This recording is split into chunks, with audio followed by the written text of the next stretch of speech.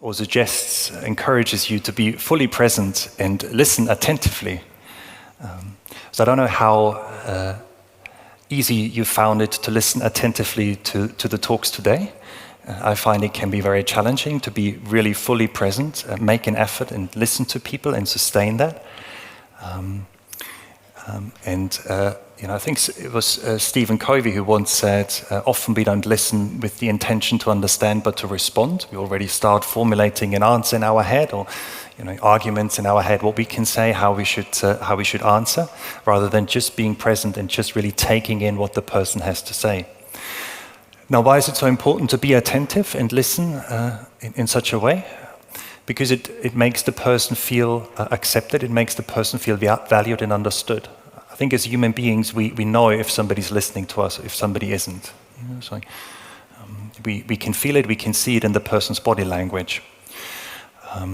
But attentively listening is sometimes hard, particularly when you're caught up maybe in emotions. So, if somebody like Sophie comes to your desk and demands a feature, you may have a strong emotional reaction, and then it may be better to take some time out and postpone the conversation rather than trying to have it right there, right then, and then possibly struggling with listening attentively.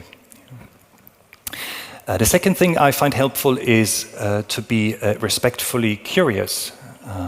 And take a genuine, a real interest in what the person has to say, even if you disagree or even if you dislike the individual. And so, in a way, also be a little bit, cultivate a form of modesty or humbleness, and try and not judge immediately, but keep an open mind. So again, I personally find it's very easy for me to be judgmental when I listen to someone, and very quickly to say, I agree, I don't agree, I like, I don't like. But the trouble with that is that, again, we don't really listen attentively, and we don't take everything in that the person has to say. The person doesn't feel understood and welcome. And accepting what somebody has to say and keeping an open mind doesn't mean that we need to approve. But it's key to build trust. It's key to build a connection and a relationship. And I think when it comes to data collection and analytics, as a product management community, we have this great guideline to separate data collection from data analysis. And I think when it comes to difficult conversations, we should follow the same guideline. So first listen, then maybe pause and think about what we've heard, and then decide how to respond. And the last tip I'd like to share with you is not only listen for the facts, but also then go deeper and listen for feelings and needs, to truly understand what's happening for the person and be able to empathize with the individual. So feelings usually manifest themselves in the body language. So if Sophie comes to our desk and she's got a red face and she speaks loudly, then she's probably angry.